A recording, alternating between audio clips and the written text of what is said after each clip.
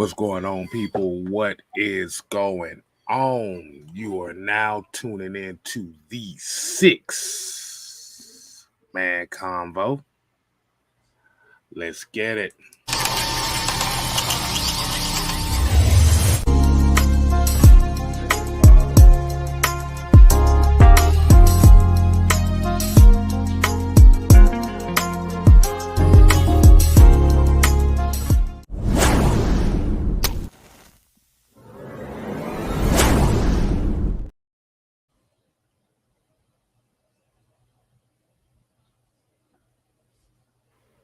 Wait a minute. It sounds very, very quiet over here. Let's go and kick a little bit of music down for y'all right quick.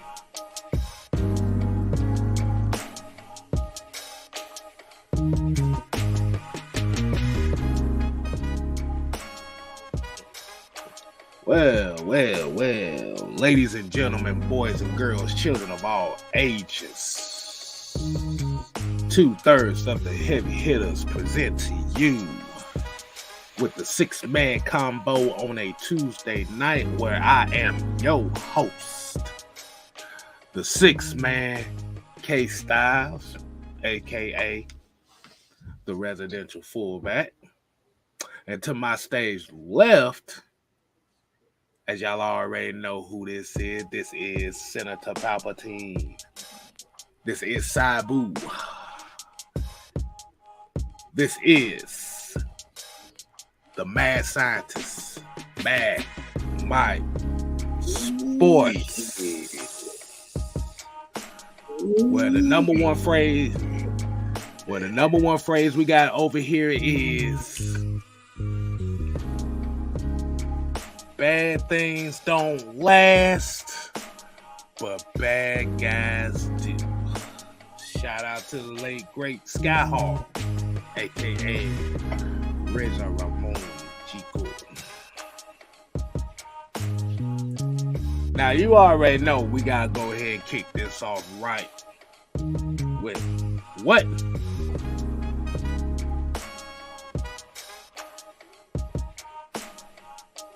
The real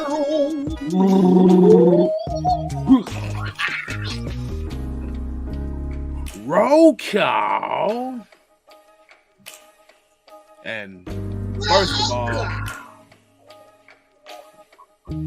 give a shout out to the member of the channel. Give the first roll call shout out to Mr. Andrew G. Appreciate the love, man. You get the first roll call of the day, sir. So, and that's one of Mike's biggest followers too. So I definitely appreciate that. Hours.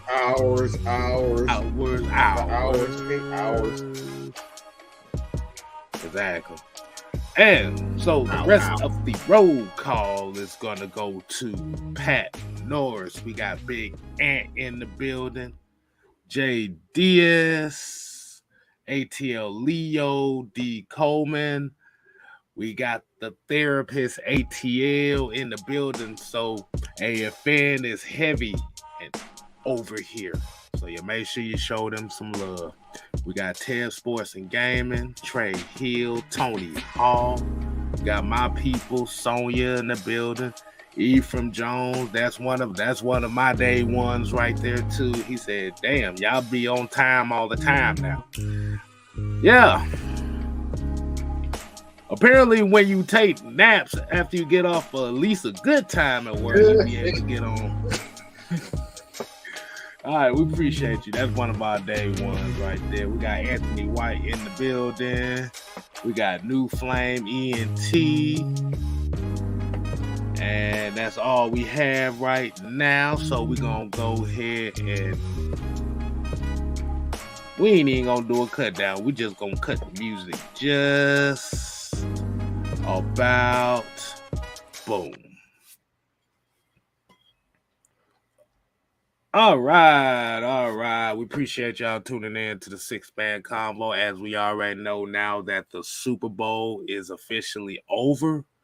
The off-season officially begins.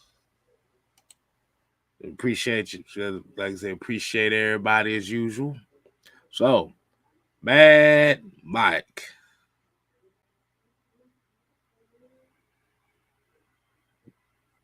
Oh, well, he ain't saying nothing. So, little bit of news today before we kick off on this Falcon topic. As a lot of people already have heard, Derek Carr is now officially cut. Well, a free agent, as we always said. As they said is that they released him before his $40 million guaranteed. Now, this might have been one of the news stories that maybe might want to discuss for a little bit. What do you think about this?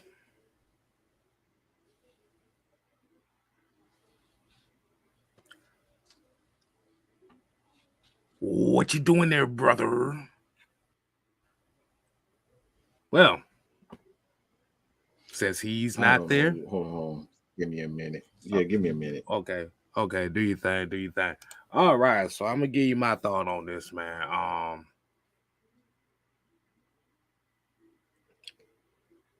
Is ended on a tumultuous note. As we already know, Josh McDaniels as a head coach ain't worth shit. Yes, I said that. I'm not surprised at all because he essentially said he did not want to get traded at all. He wanted his freedom, and the Raiders had to. I guess they had to go ahead and cut that bait. Now, as we already know about Derek Carr, he just got his big contract a couple years ago. So this is one of those telltale stories to tell you that, yes, it's even if you do want to give a guy a big contract like that, there's ramifications that could possibly come up with that. So you always want to make sure you be able to build your team the proper way. Now he has an opportunity to look at the market. Jets, Saints, whoever the hell out there need a damn quarterback. I know one thing, that shit is not. It's gonna surprise a lot of people where he's gonna go.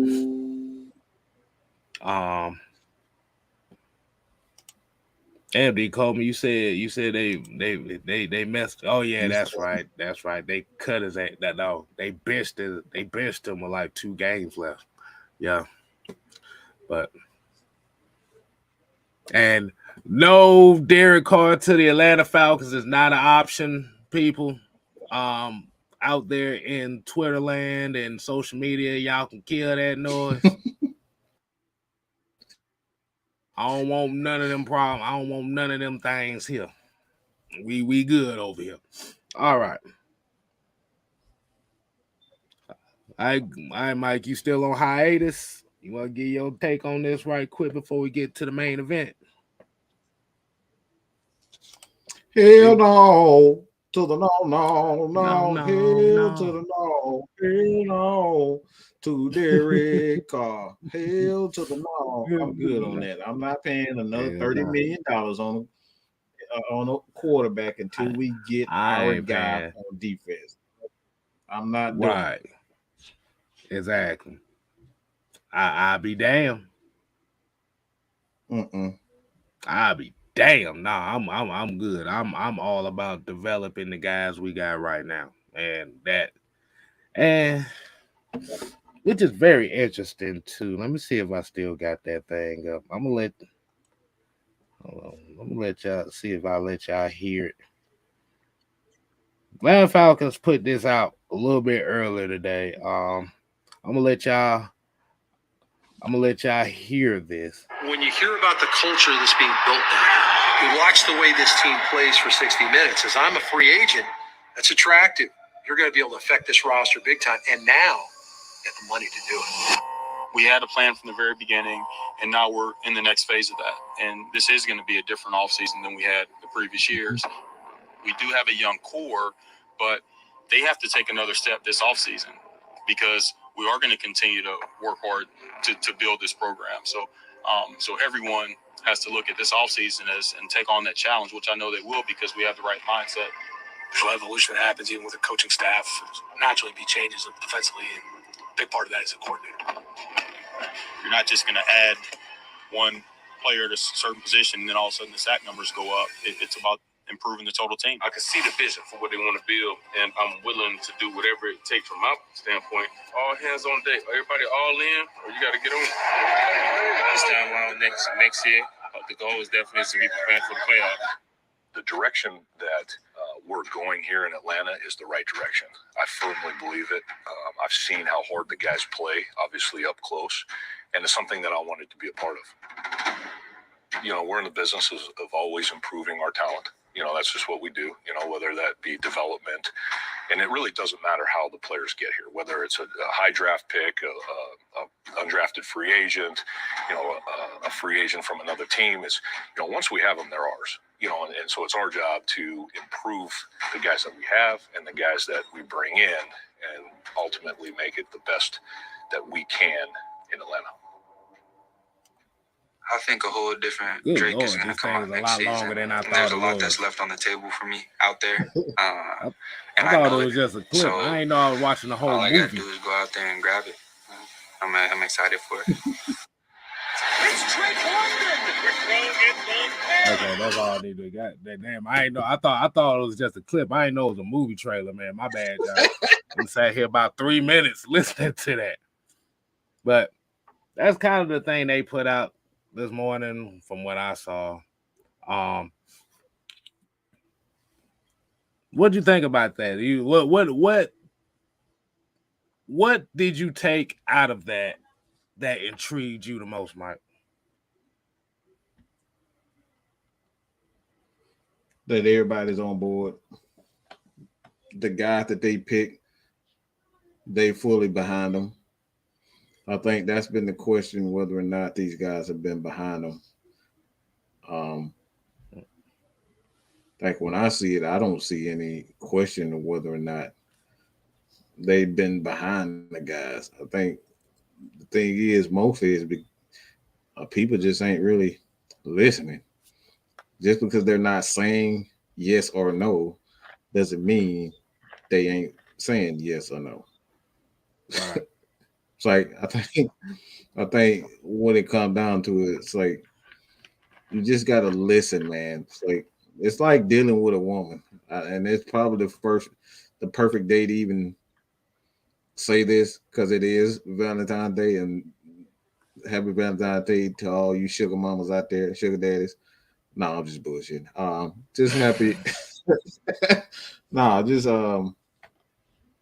You just gotta learn to listen to the yes and the no's and try to learn how to hear things without actually hearing exactly. Because they speak in riddle. They speak in riddles, and if you're not familiar with riddles, you will miss the entire message. But it starts with listening. You have to listen closely. So I just think that they're saying things without actually saying them. They don't have to say them. They put out so many videos with Drake London and Desmond. That's clearly what they're saying to me. Okay. It's like listening to a Lupe Fiasco song. You know, most people don't like him because you got to actually listen to the movie. And that's one of my favorite rappers. But you got to listen to them songs like 3 or 4 times before you figure out what the hell he talking about. See, everybody wants a little Uzi Vert track. Something that's easy to listen to that you can rock to. Oh, my God. Rich, I'm rich, bitch, I'm rich, bitch, I'm rich. Yeah, that's what people want right there. That's what they want. But I want to get straight to the point. I mean, the very interesting part from that clip, I know y'all probably haven't seen it. It was Grady Jarrett. Grady Jarrett's part was very intriguing to me because pretty much what he's saying is he's buying in right now. Yeah. That's what I heard from Drake too. Drake said the same thing. It's like, you're not buying in, you can get the hell on. And the guy that said that hopefully we playing for the playoffs next year, that was AK-47, just for those that may not have seen it. So their mindset right now is to get better. Mm-hmm. But what you do not want to do is be in such a panic to get better that you blow your whole wad on some shit that wasn't necessary. Mm-hmm. There's a question here. All right. We're going to get this question right quick. Let's say, would y'all take Calais Campbell or DeAndre Hopkins? You really want to ask us that question? I don't think we're the right person to ask that question. I already know. I'm taking Calais Campbell because at the end of the day, and like I said, DeAndre Hopkins is a very intriguing name. But you also have to think about how if you're talking, and from what Terry Fontenot said in that video too, is not going to take what he was addressing the defense at that, but what he was really trying to say is it's not going to take one person. One person is not going to change the whole dynamic of this team. It's going to have to be focusing on the whole totality of the team. He used the SAT reference and the SAT numbers reference to kind of throw everybody off a little bit.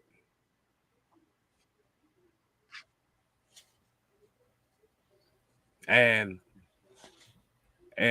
like I said, out of these two, I would take Calais Campbell just for the mentor role. Just for the mentor role. I'm not asking him to go out here and play. Get to another level too. Right. I'm not asking Calais Campbell to come out here and play 50 snaps a game. No. We've seen it. We've seen this record play before. Remember, Dwight Freeney was old as hell when he was a Falcon, but he was a mentor. Yes, sir. What is this defense? What is the defensive line lack right now? Outside of Grady Jarrett, you have no other type of leadership at that position, and it's cheaper too. So that's another thing.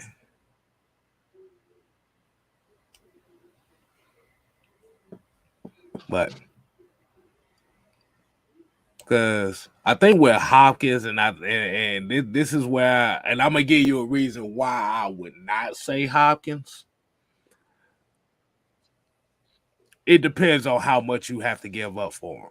Because you remember, he still got 2 years left on the deal, and the Arizona Cardinals going to want a buku load of stuff picks for him. And by using the term elite, that means that first round pick going to be involved in it too. So I'm good.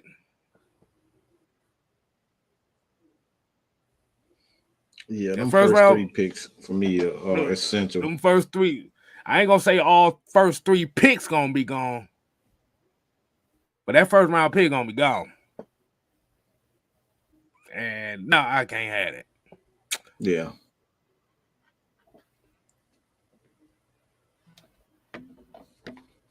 Now, if it was one of those situations where they cut him and we ain't got to worry about no trades, then we speaking on something a little bit different here. But no, they want the bank for him. Well, I ain't gonna say they want the bank, but One of them, like I said, one of them first 2 picks gonna be involved with it. But what do you feel about that, Mike?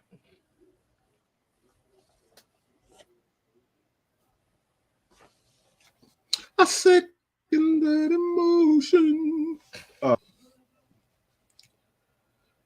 I kind of agree with you. I agree with you. Right. I'm not. My thing is not the fact, and I know a lot of people probably think we just the worst creators possible because we saying no to everybody, but we're not saying no just to be saying no. Because I think it's important to understand that, like, at some point you have to have your own identity. Okay? Right. Like you have to have your own identity. If you don't have your own identity, you're gonna continuously be shopping for other people's, lack of a better term, Right. trash. I'm not for that. And there's no disrespect to DeAndre Hopkins and his career, but he's not DeAndre Hopkins of what we've known to love. He's not that DeAndre Hopkins anymore. Oh, so I'm not trading him. Not trading. Well, I wouldn't necessarily say he's not the DeAndre Hopkins. I mean, when you got a 5'3", 4-year-old throwing you the football, you necessarily ain't gonna be He just always hurt. He got a lot of injuries, not so much the skill level. You know what I'm saying? He can still ball. Make no mistake. That's what I'm. Nah, he don't. Like I say, he don't. It's He like don't want. He don't want to play. He said he don't want to play with Vern Troy over there. 5-foot midget.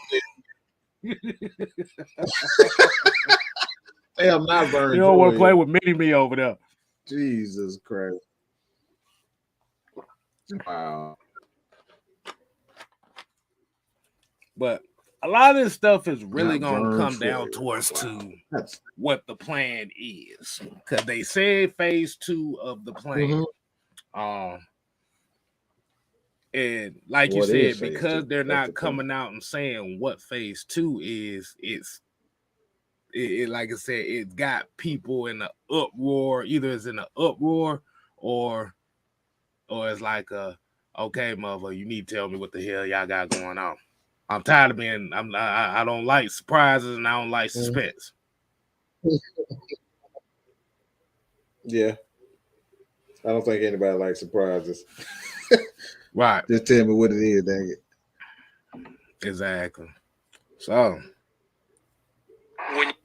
Okay, shut up, phone. So we're gonna get right into,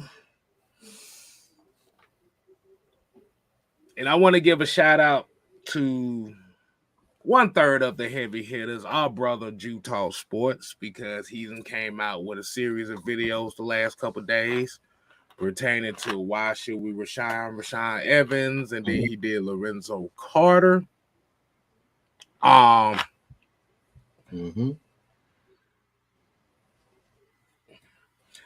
Of all the Falcon free agents that we have this year coming out,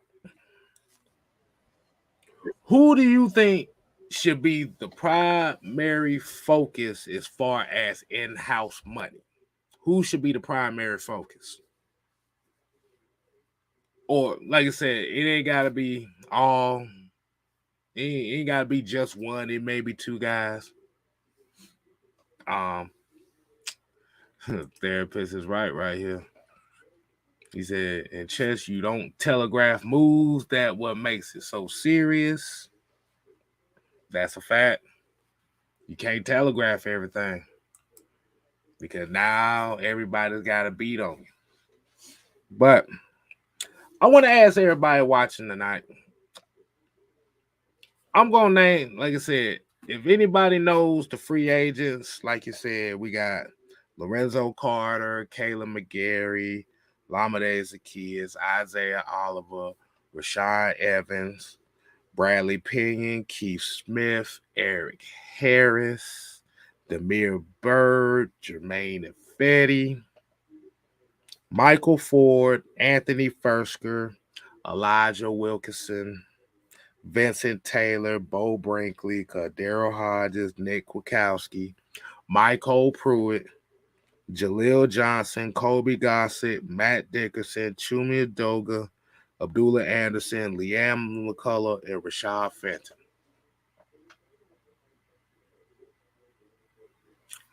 I want to know everybody's opinion. Who do you think, as far as in-house, the Falcons should be focused on?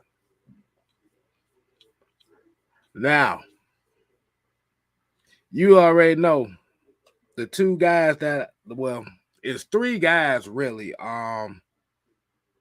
Like I said, Rashad Evans, Lorenzo Carter, Isaiah Oliver. Now, am I saying sign these guys to some super long, big ass 5 year? No.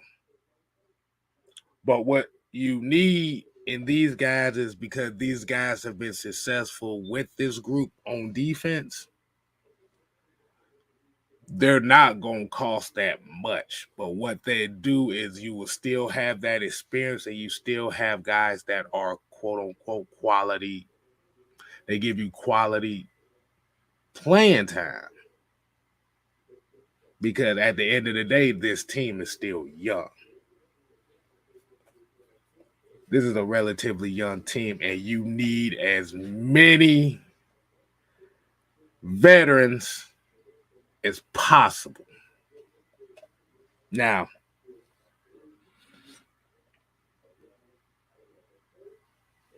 I see Brian Peoples, you said Caleb McGarry. There's going to be only one issue with that, is where the market is for his position. And I think at this moment, his market is going to be a lot higher than what they're going to be willing to pay for. Because he's going to be inching close to that 20 million range right there. Not exactly 20, but it's going to be close. I really don't see that happening. I think this is one of the major reasons why they kept around a guy like Jalen Mayfield. They kept him out. Like I said, he may have been going through his issues. Could be. Or they could have been retraining him to be a right tackle. Don't know. They may draft one. We don't know. But it could be a certain plan right there. And I don't think the money that McGarry is going to garner is going to be something they're going to be willing to pay.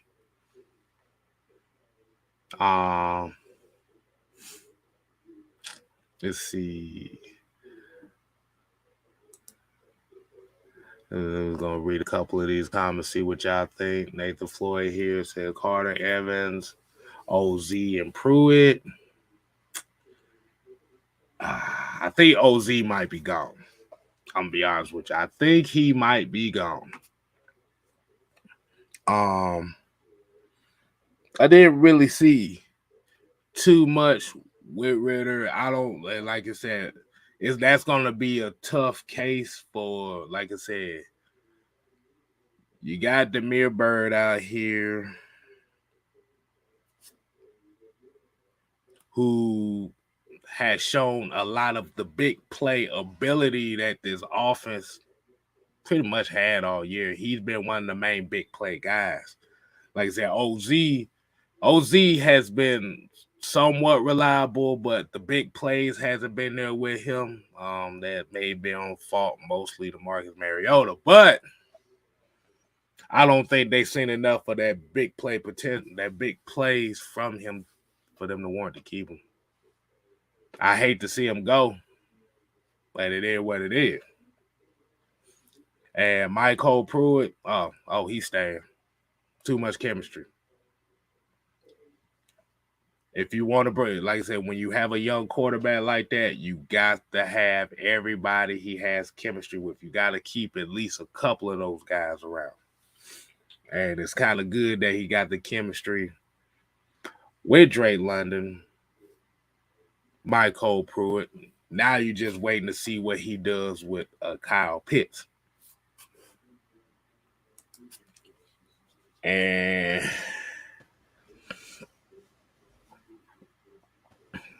oh yeah, I forgot about Jared Bernhardt.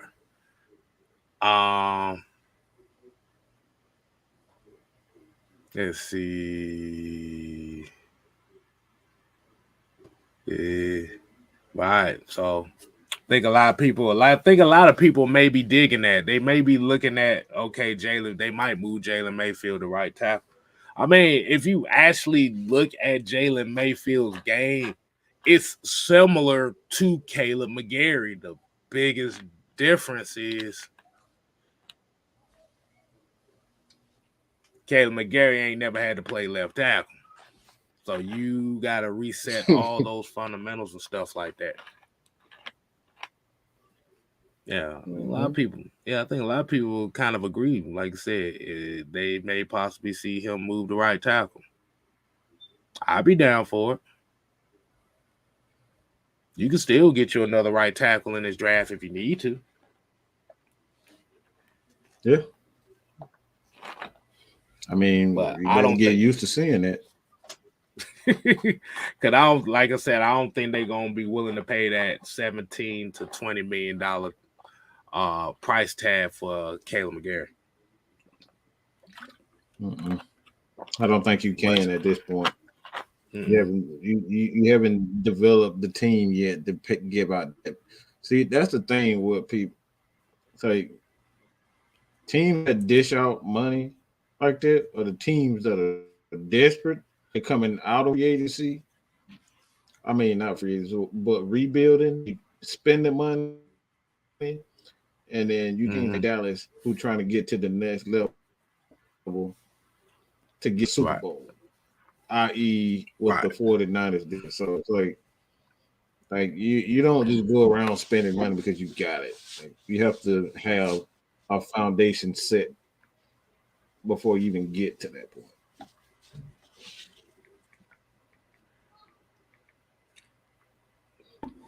Okay. But a lot of people saying, a lot of people probably saying OZ.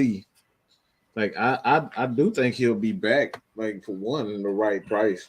Like Drake London at this point. Don't bring in another veteran wide receiver, you're more than likely to see OZ come back.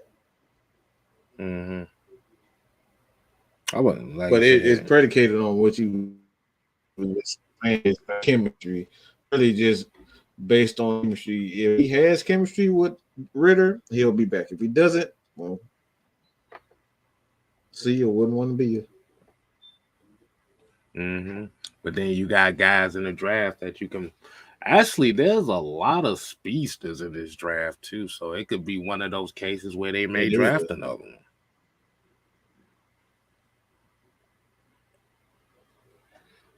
Oh, there's a lot of them there.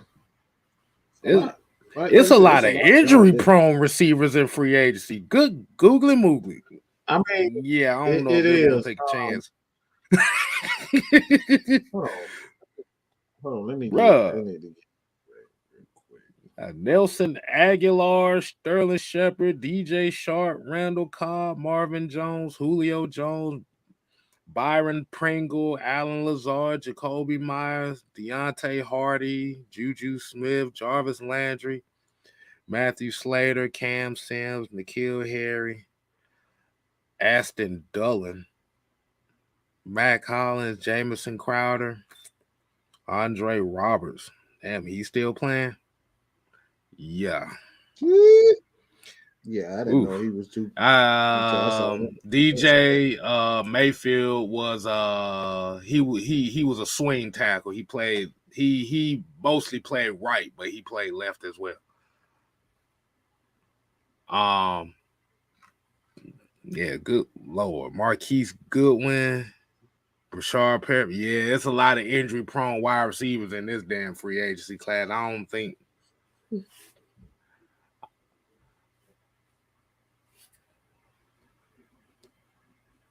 Yeah, I don't like. I see a couple names in here. They may take a look at. Me personally, if I'm looking at anybody in this wide receiving free agency class, I'm looking at Alan Lazard, only just for the simple fact that you just need you need another possession guy out there.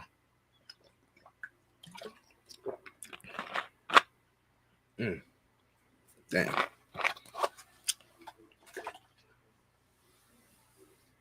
Oh, it said Lazard wants 15 to 17 million. Nah, he can kick rocks then. Not so black, you know what? I'd rather take Charizard than that. Not for no 15 million.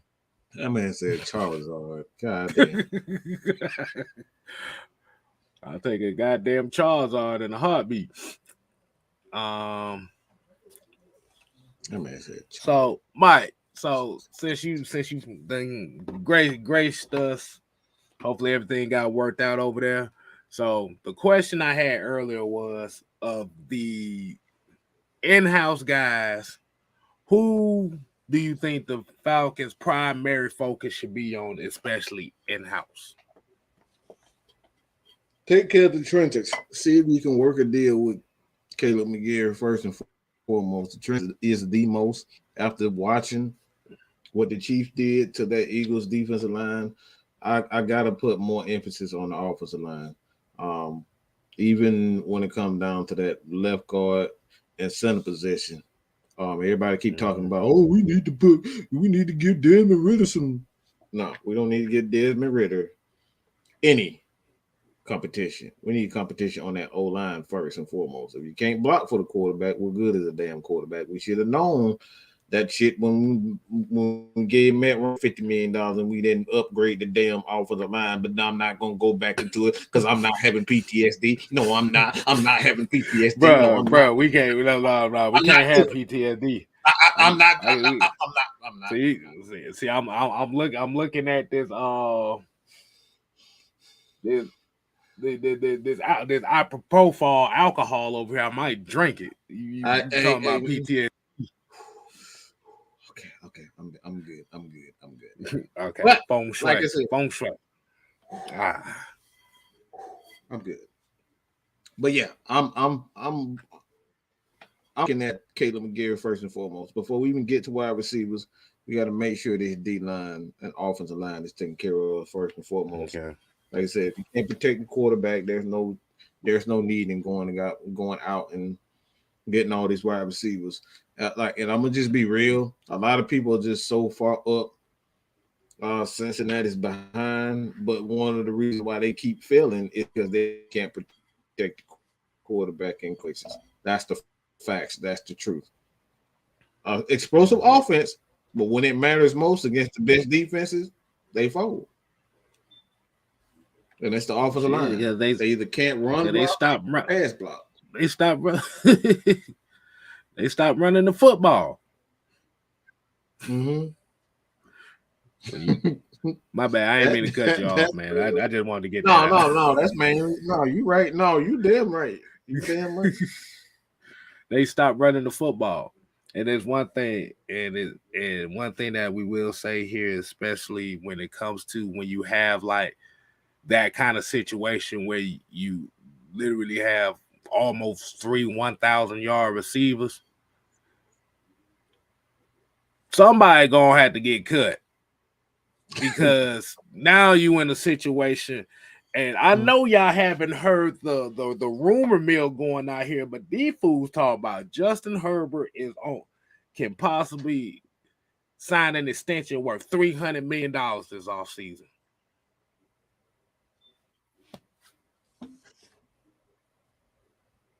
Let me repeat that again.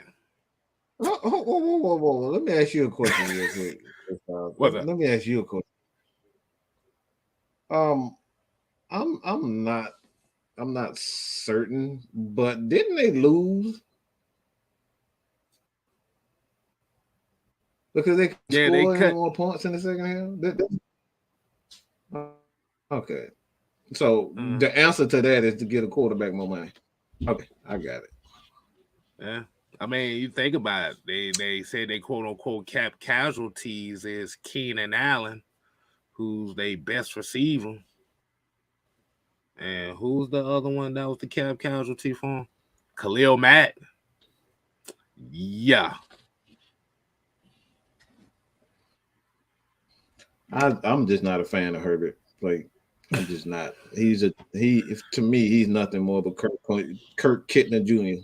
Not Kirk Kittner, my bad. That's Kirk bad. Cousins. That's so bad. I wouldn't even put him in the. Well, I had to look at you. I had to give you the side eye. You talking about Kirk Kittner, like, I don't think most of these Falcon fans was even watching football at the time Kirk Kittner was playing quarterback.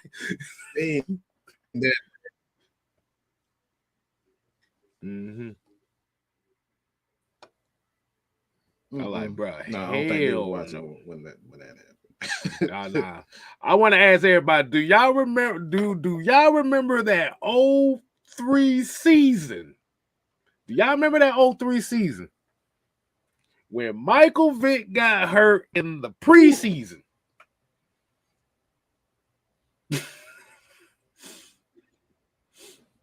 I want to see how old some of y'all are.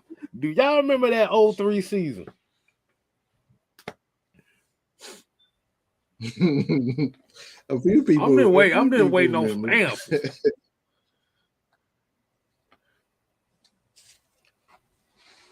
Cause I want to set this up. I'm trying to set this up in a certain way. Oh yeah, Doug Funny. That motherfucker did play like Doug Funny. I ain't gonna tell you no damn lie. Oh boy, you was better having Morton Anderson as your quarterback.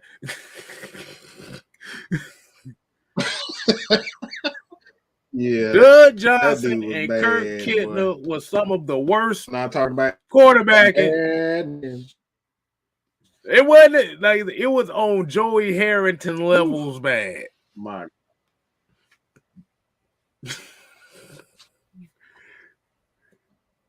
I wouldn't even put that on him. I didn't even put Kittner bad on him. Now. That's see. This is why a lot of people don't like. They cringe every time I talk because I be bringing up bad memories just to use as examples, bro. Bro, that was some of the worst. Some of the worst. Hold on. And Since I said that, let's go look at that 03 season while we at it. You keep talking. Like, I'm finna go do something. Hey, why did I have to do that shit?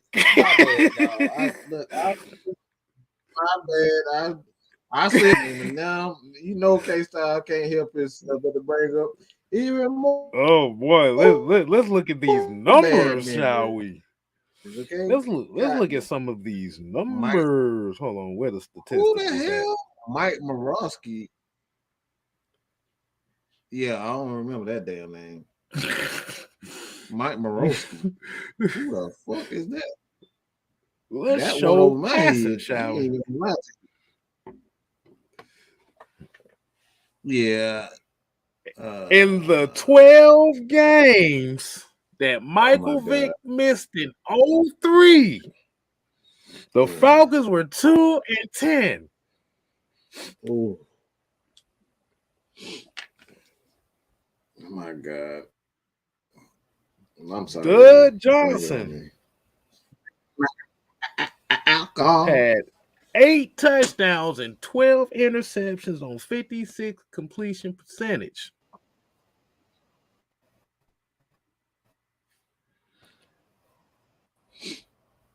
Kirk Kittner didn't do no better.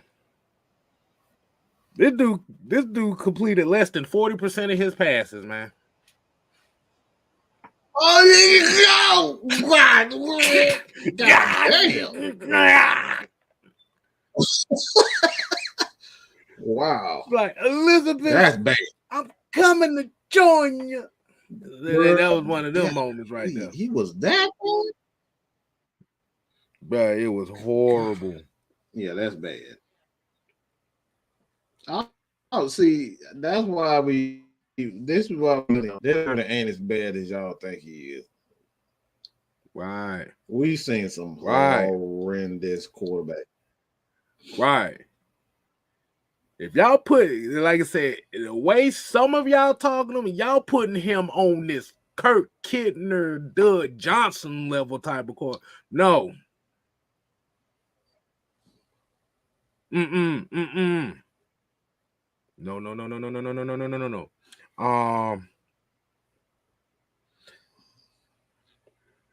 And then the reason why I'm saying this too is, and I understand the quarterback competition thing, but I think we're kind of wording it wrong. Because when you're thinking of competition, you're thinking of more so of bringing in a guy that's of a higher level than him and being like, okay, we don't trust you. We're going to just go with this guy and let you sit another year. That's what you're talking about competition. What y'all really speaking on is more so of a reliable mentor. That's I think that's a better way to put it. Like you say, it's a guy that has experience, winning games, but he's not so much of a threat, especially if you're trying to develop a young guy. He's not so much of a threat to be like, okay, now we just signed him. We're gonna just bench your ass because we want to go with him. I think you're right. That's what you're looking for. Like something is right. Like when you say competition, man, like you're saying you got the potential to come in here and take his job. So bro, you're talking. Any coach thinking about taking a guy's job. If I just, flake under pressure, then he flakes. But I don't think you come in and just, all right, we're going to bring this guy in just to simply take his job. It's like if that's your mindset of a coach, it's like you're not going to last long anyway. Mm-hmm.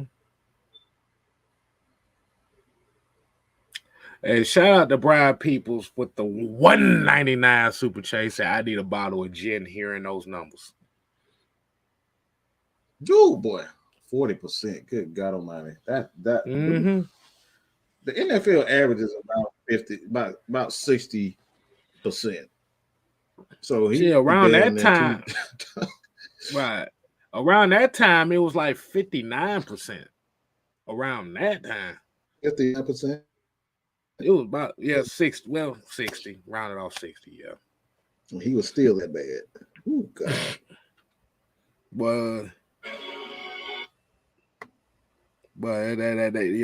Yeah. But the reason why I brought up the competition thing too is this is not the first time the Falcons have seen a situation like that. Mike, let me ask you a question. As we remember that horrendous 2003 season, like I said, we remember that very well. What did the Falcons do the very next year? Do you remember what they did the very next year? Do everybody? Matt Shaw.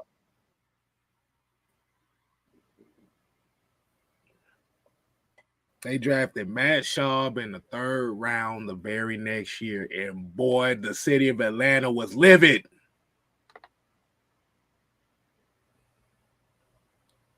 Do y'all remember the? Hey, look! I'm finna show my age. Like I said, I used to be in them AOL Falcon forums. Them Falcon fans was heated. Yeah, they still had Falcons ready. Not ready. Falcons ready, but they got something else too. Mm-hmm. Right.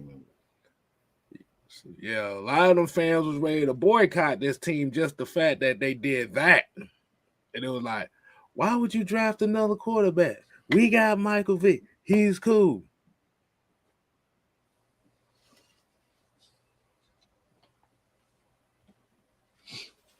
I'm just saying.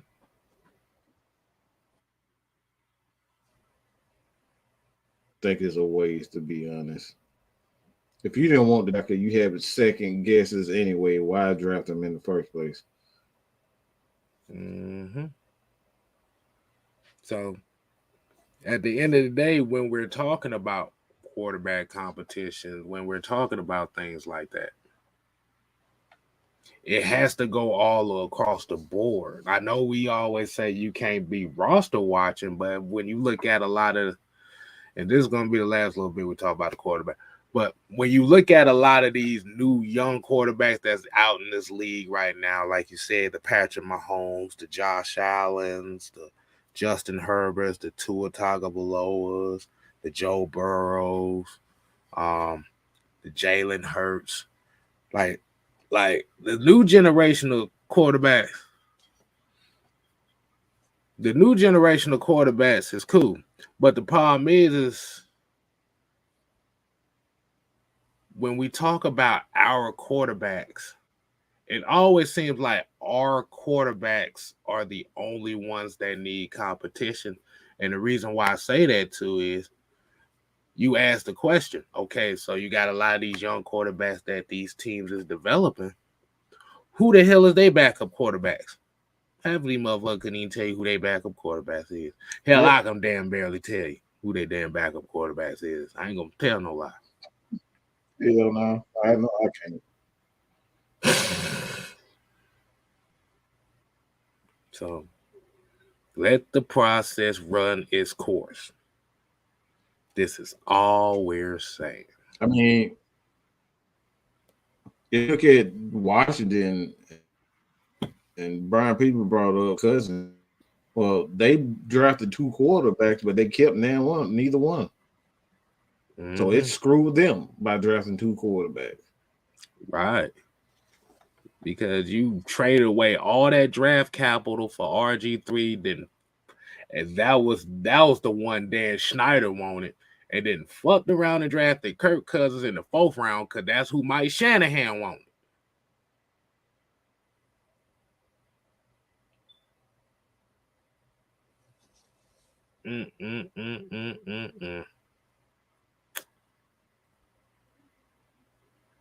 So let the process go. You haven't seen enough. Because trust, if it only took 4 games to determine if somebody was sorry or not, a lot of these quarterbacks wouldn't even be on their original teams. Let's just be real. But I digress from the point. Quarterback after a year, okay? You don't.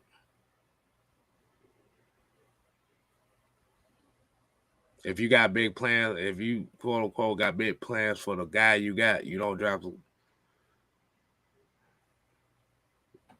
It depends on what round you're talking about. I mean, even if you do in like the 5th round or 6th round or something like that, that's understandable. But if you're talking about 1st, 2nd round, we just recently seen an example of Arizona going down that road. I mean, people do draft quarterbacks and they're trying to build around them. That happens all the time. Mm-hmm. You're looking at 2 of them. I mean, most of the people have seen Joe Montana. Joe Montana. And I know everybody the greatest of all time. I say it right then and there. Greatest of all time. The quote unquote greatest of all time was a 6th rounder. 6th round pick. And then you got what's his name? Russell Wilson, 3rd round pick. Russell Wilson, 3rd round pick. So I don't know where the notion where second round, like you don't build around third round picks or later round picks. We see it all the time. It happens all the time. Like to be honest, more first round picks are bust than later round quarterbacks. Later round quarterbacks have Quarterback. Yeah. Quarterbacks drafted in the be second and third round. So they're not really. Mm-hmm. Because I forgot what show it was, but the show was what was that? Speak on it. Where you talking about Mario Acho and all them? Where they was talking about, they actually did a poll, a statistic. They said quarterbacks drafted in the top 15 have a lower percentage of success than a quarterback that's drafted in the back end of the first round and later. Mm-hmm. Yeah. So it's not just our take. This is everybody's take. Mm-hmm. Yeah, man. Shoot, you got quarterbacks back in the day that were drafted in the 15th round. Yes, the rounds went up to 20. What do you think? Like look at Dakota. We got two of them. We got two of them right now. Dakota Prescott. What round he was drafted in? Anybody want to take a wild guess? 4th round. He ended up being the best quarterback out of that whole entire draft. Lord, come up here, K-1000. What the hell, man? Now I'm talking in my low voice. I'm not. No, my camera going out of focus and stuff. Like, what the hell? It's not my day, huh? Yeah, but at the end of the day, regardless of what round you draft your quarterback in, if you do not put the pieces on the team to help the process, that quarterback is deemed to fail. Because, like you said, for every Patrick Mahomes, for every Lamar Jackson, for every Josh Allen, you got Paxton Lynch's and Christian Hackenbergs and Christian Ponders and Ryan Tannehill for a good little while. At the end of the day, what K-Style saying, it doesn't matter the round a quarterback is drafted in. If you don't build the team accordingly, that quarterback is gonna fail. It doesn't matter which round. Mm-hmm. Yeah. So really, so at the end of the day, it's just all about building the team. Like I said, EJ Manuel. Ooh, EJ. I actually Dwayne like Haskins. Mitchell Trubisky. Like I said, it's a whole bunch of. Oh, hold on. Let's go. Let's see, now I gotta do some. Let's do some research. I keep talking about do some research. Brandon Reed. Let's do some research here.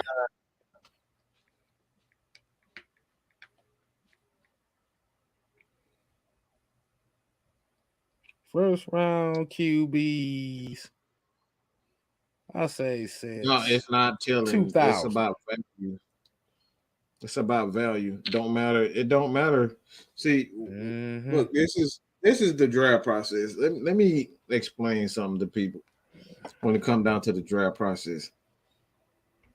Every player has a grade on them. And the last thing that you want to do as a team is draft guys that's not graded a certain way. So, like for instance, like we may see, like me in particular, like I thought Jacob Eason was a first round pick. Just my opinion.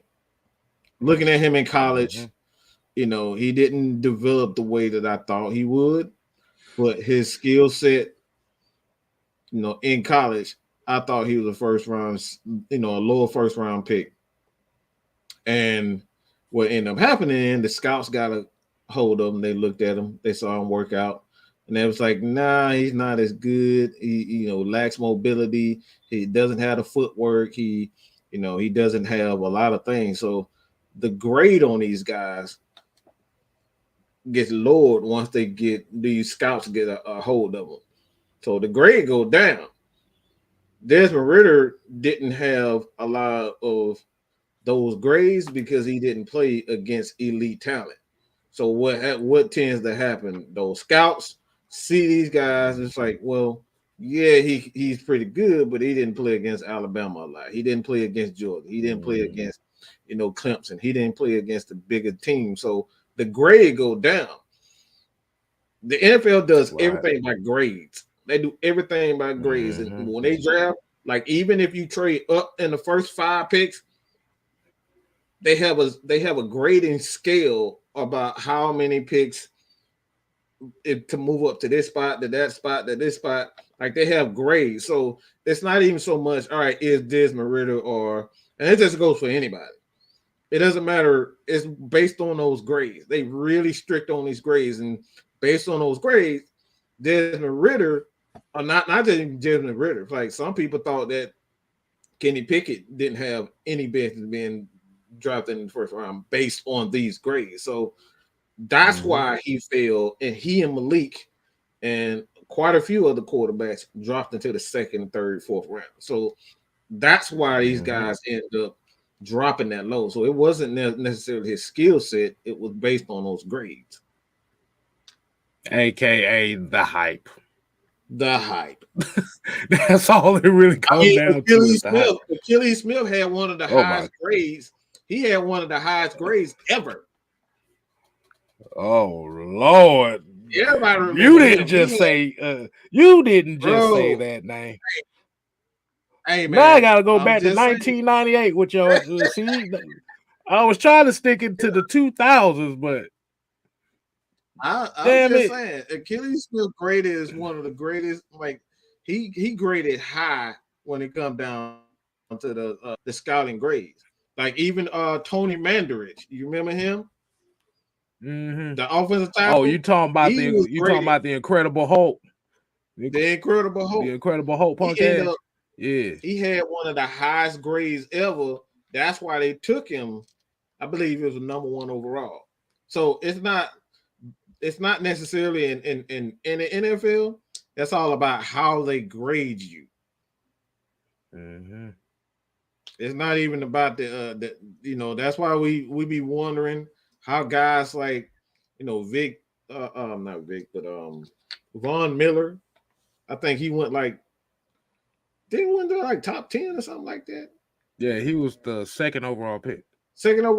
Okay, so that, like guys like them, you know what I'm saying? He got graded based on his speed, athleticism, his intelligence. Like all of that plays a factor in why these guys. So, like I said, don't put too much stock in where guys are drafted, because sometimes guys that aren't graded high end up being some of the best, and we see that now with Grady Jarrett.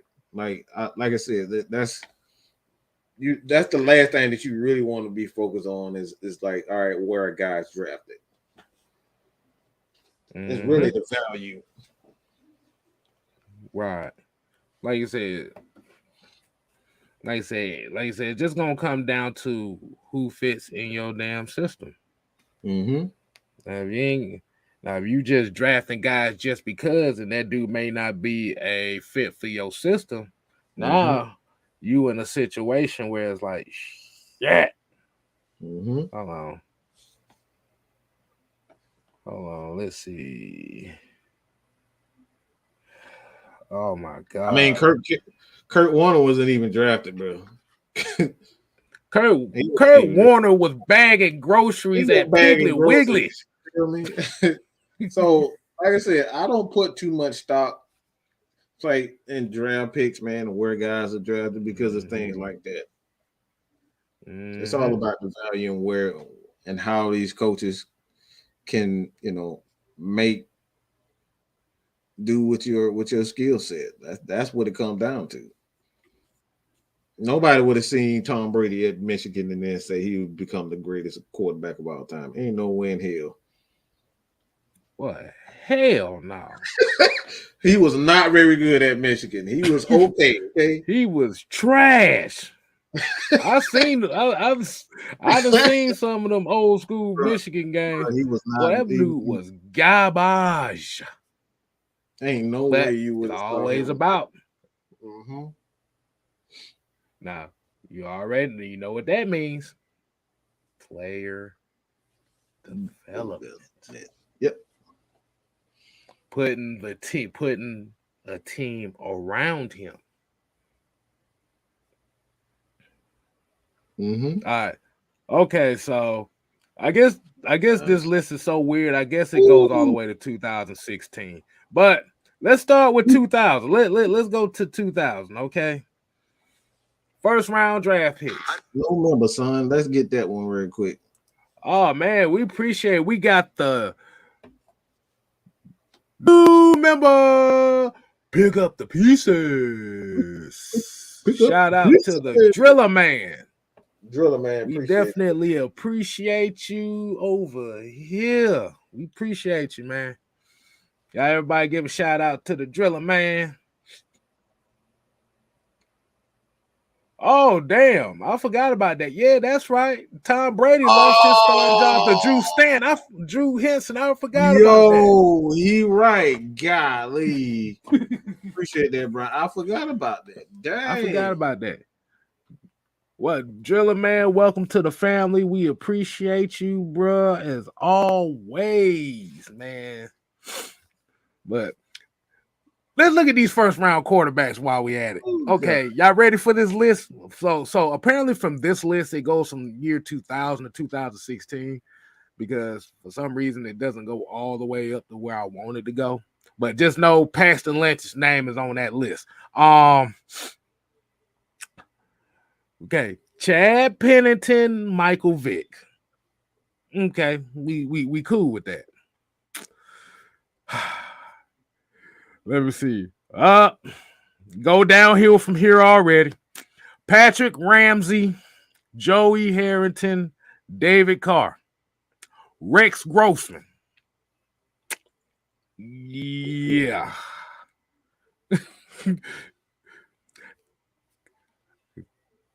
Kyle Bowler, Byron Leftwich, Carson Wentz.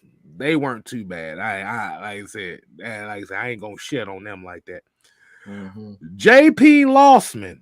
Oh God. That man said Ben Roethlisberger, Phillip Rivers, Eli Manning. Those cool. Hall of Famers, definitely. Oh, here's a name we ain't heard in a while. Jason Campbell. Yeah. Oh man, you talking about the Washington Jason Campbell? Jason Campbell, Aaron Rodgers, Alex Smith. He said, Blackberry said, what list is this? This is all the first round quarterbacks drafted between the year 2000 and 2016. Yeah, I got to keep sniffing because this thing's giving me a cold already. All right, we're going 2006. Jay Cutler, Matt Leinart, Vince Young. That man said Rex was in the wrong system. Every system was wrong. No, Rex was just the wrong quarterback for the league. He should have took his ass to the Canadian Football League. I'm not a fan of Rex Grossman, bro. I couldn't stand looking at him playing football, bro. No, I couldn't stand Rex Grossman. Because back then when I was playing Madden, I used to the Chicago Bears was the team I would play with. I always took his ass out and put Kyle Orton in. So yeah. And the reason why I didn't use the Falcons because everybody named Mama I played against played with the Falcons, so I got sick of it. That's bad. That is horrible. Oh, okay, here we go. We got some more. Brady Quinn, Jamarcus Russell. Wow. Then 08, you got Joe Flacco, Matt Ryan. Oh, Lord have mercy.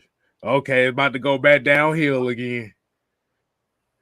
Don't Josh Freeman, Mark Sanchez, Matthew Stafford, Tim Tebow. Wait a minute. Who the hell signed? Oh, Lord. Okay. 2010.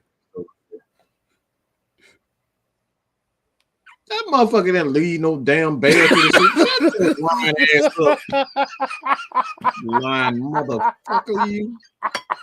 You gonna say that bullshit? I appreciate you joining us, but stop that bullshit. Bro, they was most scared of Devin Hester returning punts and kickoffs than Vince Grossman throwing the football. That all he did was Devin Hester throwing every damn game. It was 10-7. Shit, you had Thomas Jones and damn Cedric Benson in that backfield, bro. That was some deadly stuff right there. He done pissed me off with that bullshit. The Bears defense was on a whole nother level that year. Bruh, with Tommy Harris, Alfonso Boone, Adewale Briggs, Lance Briggs, Peanut Tillman, Mike Brown. Yeah, Mike Brown. Nathan Basher, Ricky Manning wasn't on that team yet. Jerry Azuma, yeah. All right, let's get back to this list now. Yeah, Sam Bradford, Christian Ponder, Blaine Gabbert, Jake Locker, Cam Newton.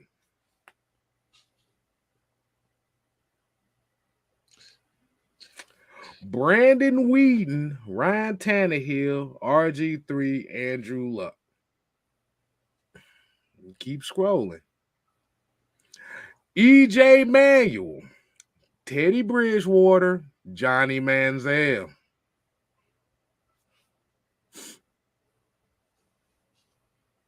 Blake Bortles, Marcus Mariota, Jameis Winston,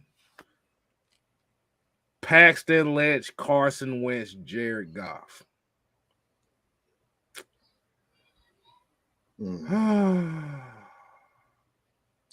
Paxton Lynch, bro. That man, what that? He in the damn XFL now. Come on, bro. I don't know what the hell. I think he was in the USFL and he played so bad he got benched in that game. I remember I watched that game too. I was like, wait a minute. I forget what league he in. It might be the XFL, but he pretty bad. Now Teddy Bridgewater wouldn't have got hurt, his career would have been a whole lot better. But what we're saying is first round quarterbacks, it's easier for first round quarterbacks to succeed now because of the times they're in. But even with that, that's still not a guarantee. Now, Jamarcus Russell was one of the worst first overall picks ever, boy. That mother held out, got fat, came back. That mother didn't even last 2 seasons, boy. They got rid of him. They're like, bro. All he wanted to do is eat ham sandwiches, man. He ate his way out of it. Get paid, eat, get paid, and get laid. That's what he's gonna do. We look like we might to add Josh Rosen and Zach Wilson to this list too. Oh, so he with the Orlando Guardians, Paxton Lynch. Paxton Lynch.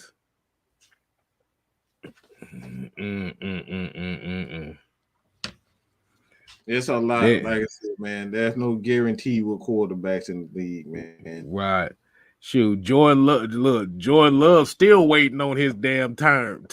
Man, come on. In fucking Green Bay. He's still waiting. Damn, Baker Mayfield, Sam Darnold, Josh Rosen, Mitchell Trubisky. Ugh. Oh my God. This is baby said Marcus just wanted enough. He probably got a damn restaurant where you just sit there and taste all goddamn night. The Guardians of the Galaxy. Yeah, well, he. Yeah, what up? Yeah, Tebow was god off. Boy, they tried to push Tim Tebow to be something that he wasn't. I'm like, wow.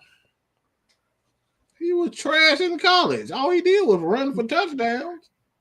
That's all he did was quarterback powers. You had Percy Harvin, you had Aaron Hernandez. You, like I said, you had a lot of people to help him get where he was, but we didn't even get to the second round quarterbacks yet. Let's see what the second round quarterbacks looking like. This is interesting. Gosh. Let me see quarterbacks. God damn, this list is. Oh, hold on. We got something here. Let's see if y'all recognize these names. All right, hurry up for my phone died. Giovanni Carmazzi, Chris Redman. I remember him. Mark Bolger, T. Martin, Quincy Carter, Marquise Tuiasosopo. These are second round picks I'm naming. Oh Lord. Okay, there ain't no second round pick there, but Josh McCown was 02 for third round pick. Dave Ragone was 2003. Matt Shaw was 2004. Charlie Fry, Andrew Walter, David Green. Hell, I like Tim Tebow too. He couldn't play a lick of fucking football. Hold on. Let me give you some more names. Here's some more second, third round names. Kellen Clemens, Tavares Jackson, Charlie Whitehurst, Brody Croyle, Kevin Cobb, John Beck, Drew Stanton, Trent Edwards, Brian Braun, Chad Henne, Kevin O'Connell. You was just laughing at these names. Oh Lord, let's see. Yeah, Pat White. That's unfortunate. What happened to him? That still hurt me right there with Pat White. Jimmy Clausen, Colt McCoy, Mike Kafka, Andy Dalton, Colin Kaepernick, Ryan Mallett.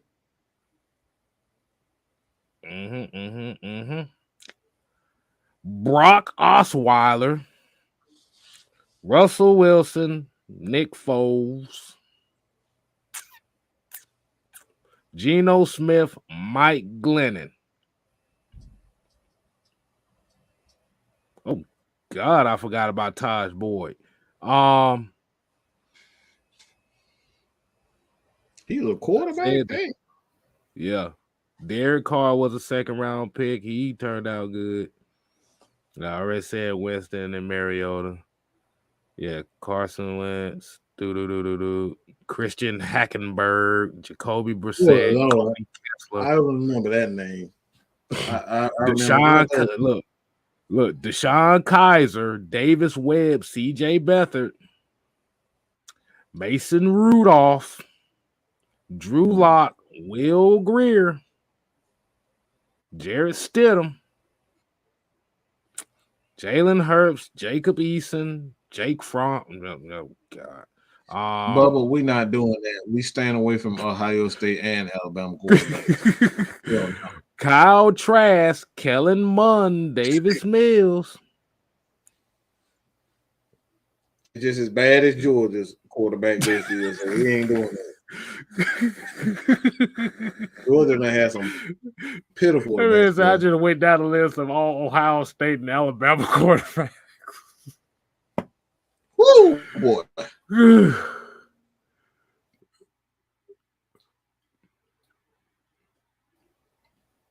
But D. Kobe, you ain't shit for that. Oh no, I ain't even gonna highlight that. That's funny. Should I highlight it? Nah, I ain't gonna do it. But yeah, that's why I was saying, man. Just because you pick a quarterback high does not guarantee success. That boy said Tebow and Lamar got the same amount of playoff wins. I'm like, boy, you ain't shit for that. That was one of the worst playoff performances. I saw that and I tried my best to ignore. That was, man, Tim, that was the worst playoff. That was the worst playoff game I've ever seen, bro. This dude completed 4 passes for 170 yards, and 2 of them went to Demaryius Thomas for like 115. I'm like, really? We winning games on 2 passes? No. You know what? I'm gonna end the show just thinking about that. Hell no. Oh my God! That's bullshit. That was a bad.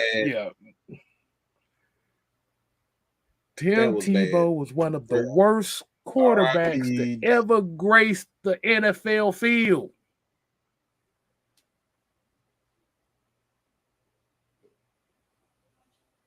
Oh my! They was winning games 6-3 with him completing 2 passes on average of 2 and 9. You know what? No, we finna end this damn show right now. So mad. He had the defense so mad, bro. Bruh, like he made Trent Dilfer look like Tom Brady, bruh. I ain't even gonna tell you no lie. That dude was bad. Damn, John said he compared Tebow to Stetson Bennett. All right, we're gonna end that now. I don't see the lie. Yeah. But like I said, the lesson that we're telling y'all, the lesson that we're getting to y'all here is don't matter where you drafted at, no matter what position you play. The main thing is if you fit the system. Because if you fit the system, if a player fits the system, no matter where he was drafted at, he can be an impact player. Development. Remember, Heineke played for a little while and then went to the AA league or whatever the hell. AAF. Yeah. And resurrected himself. He got the right coach, got the right opportunity, the right scheme, and that's when he. Yeah, like I said, the 49ers had to develop Steve Young into a Hall of Fame. Mm-hmm. He was a bust. He was a bum. He was a bum. Even he'll tell you he was bad.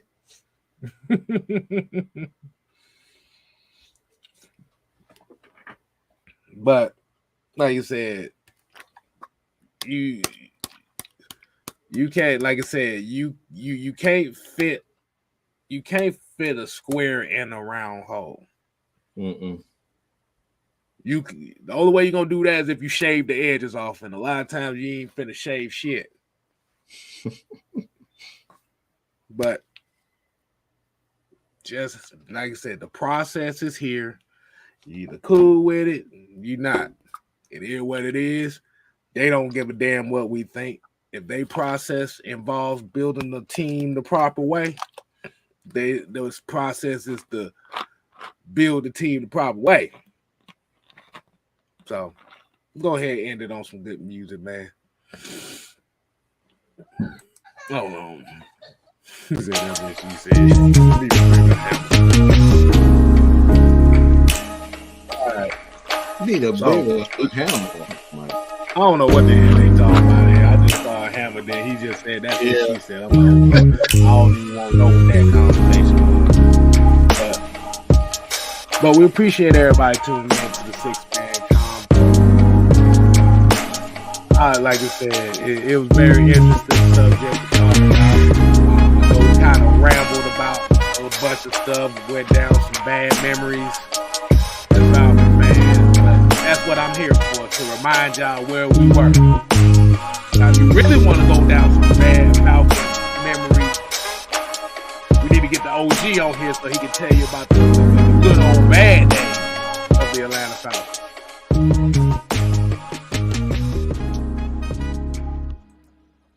Lord Hold on, have let me pause the music right quick. I got a PS announcement to make on that point too.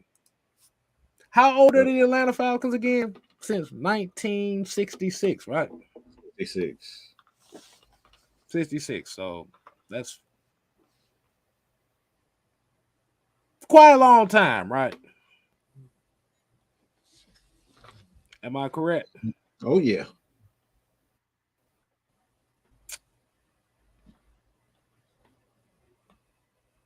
How many playoff appearances has the Falcons had in their franchise history?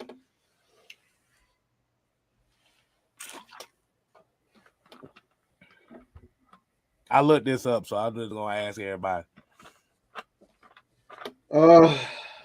Since 1966, how many playoff appearances have the Falcons have had as a franchise?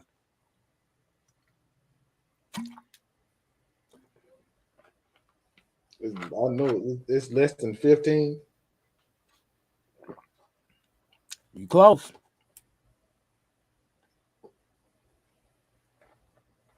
Gotta be like 12. 13. 13 playoff appearances in damn near 60 years. Yeah, I think it's at 57 years, I'm not mistaken. And if I remember correctly, 8 of those damn appearances was after the year 2001. You don't say. Right. Well, it could. Let me see. A lot of them came in. They had 5 years. Yeah, another 7. Yeah, it was 8. 8. Yeah. Mm-hmm. Right. Just saying. So if anybody tell you about the glory days of the Atlanta Falcons, ain't got no damn glory days. Yeah, I've actually witnessed the glory days of the Atlanta Falcons. Really can't sound. Did I just say that? Did I just say that? Oh.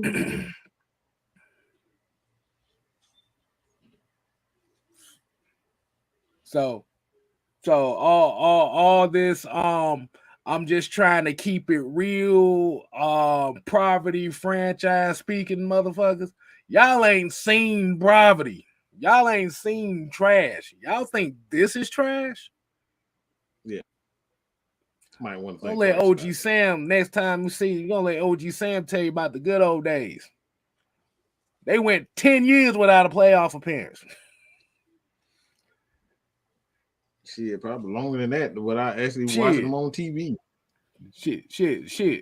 Think about this. The Falcons didn't get their first back-to-back winning season until 2008, 2009. Think about that for a second. Really? From 1966 to 2008, they never had a back-to-back winning season.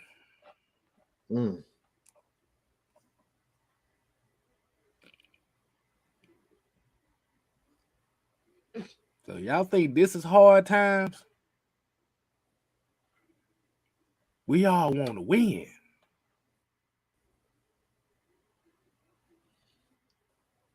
But think about it like this. It could be worse. That's all I gotta say on that. You got any last words, Mike?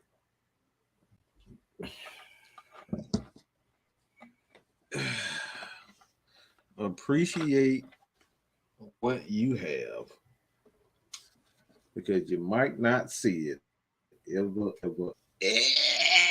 again. So, like I said,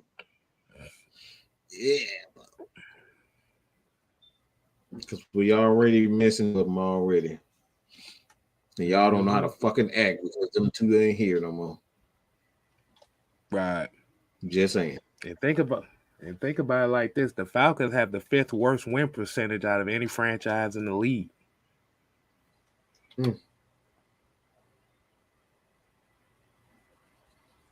And so you might want to build a team the proper way. Yeah. We want back-to-back win. We need to get back to doing it the right way so we can get some back-to-back seasons. Arthur Blank remembers John St. Clair said, not even with Deion D. No, not even with Deion. Nope. Mm-mm.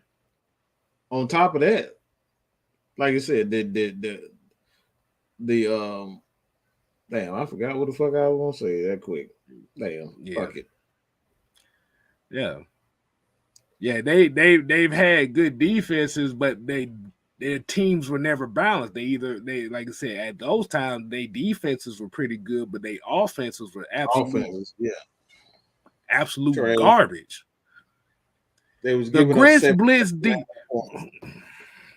the Grits Blitz defense. That's the greatest defense of all time that nobody want to give credit to. So just want to say the Grits Blitz, the 77 Falcons gave up an average. What they say the average was like 9.5 points per game. Or was it 7?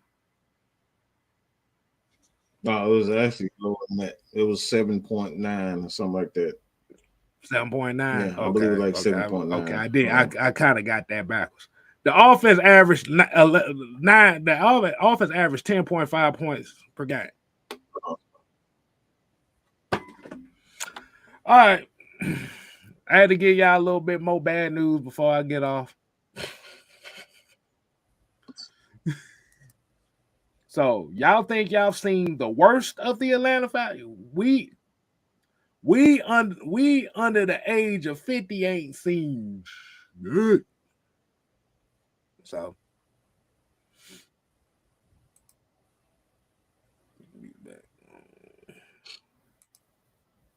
all right.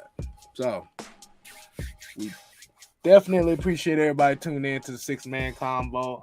I'm sorry that I had to go down some bad memories as Falcon fans, but we letting you know right here, through win, lose, or draw, we ain't going nowhere.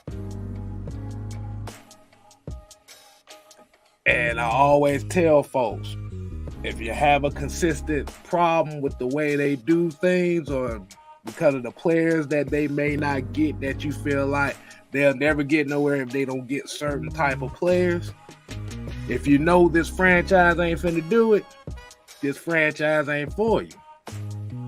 You got 31 other teams you can root for that can make you feel good. So until next time, people, we ain't here to play. No. We here to stay. Ooh, yeah. Nigga. You ain't gotta go home. But you gotta get the hell up out of here.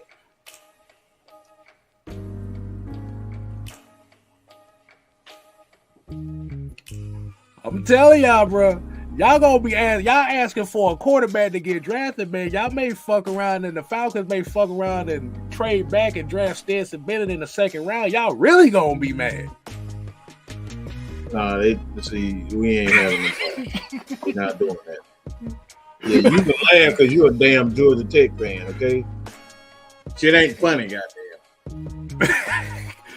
It's funny to me because our quarterbacks are, man, we ain't had a good quarterback. Well, really, Justin Thomas wasn't. Well, hell, we really never really had a good quarterback because our triple option days, we was using wide receivers as quarterbacks. So shit, that don't count. Oh man. Bye, y'all. I ain't got time for this shit. Hell nah.